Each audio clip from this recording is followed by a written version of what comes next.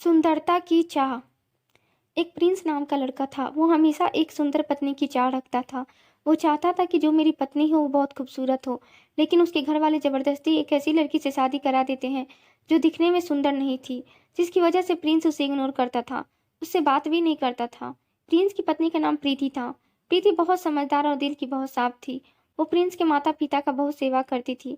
उसकी अच्छाई को देखकर प्रिंस के माता पिता ने उसे बहू के रूप में स्वीकार किया, लेकिन प्रिंस के दिल में प्रीति जगह नहीं बना पा रही थी। प्रिंस के माता पिता सिर्फ कहते थे कि देखना बहू, एक दिन तुझे प्रिंस पत्नी के रूप में तुझे जरूर स्वीकार करेगा। फिर प्रिंस ऑफिस से आता है और प्रीति प्रिंस के पास पानी लेकर जाती है। प्रिंस उसे देखकर आग बबूला हो जाता है, उसे खरी खोटी सुना देता है। प्रीति बहुत रोती है और बोलती है, मैं इनके लायक नहीं हूँ, मुझे इन्हें इस रिश्ते में जबरदस्ती नहीं बांधना चाहिए।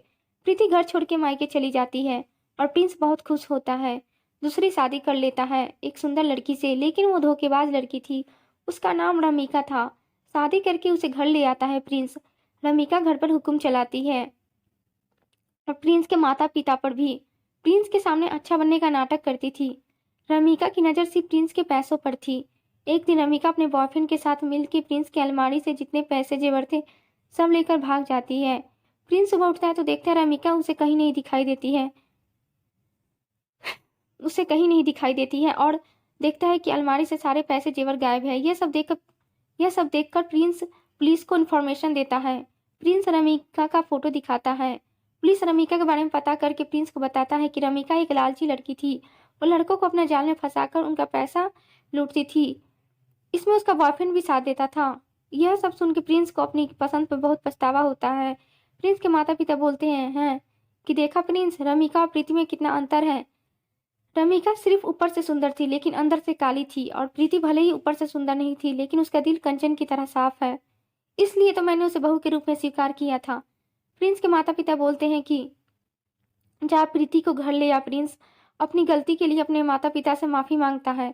बोलता है, मैंने प्रीति को बहुत तकलीफ दिया है, मैं उससे अभी माफी मांगने जाता हूँ। प्रिंस दौड़कर कार में बैठता है, प्रीति के घर जाता है, वहाँ प्रीति से मिलता है।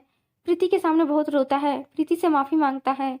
प्रीति उसे माफ कर देती है और खुशी खुशी प्रिंस के साथ प्रीति उसके घर चली जाती है।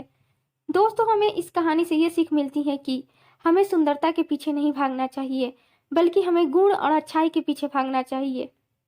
हेलो दोस्तों, कहानी अच्छी लगी तो लाइक शेयर जरूर कीजिएगा।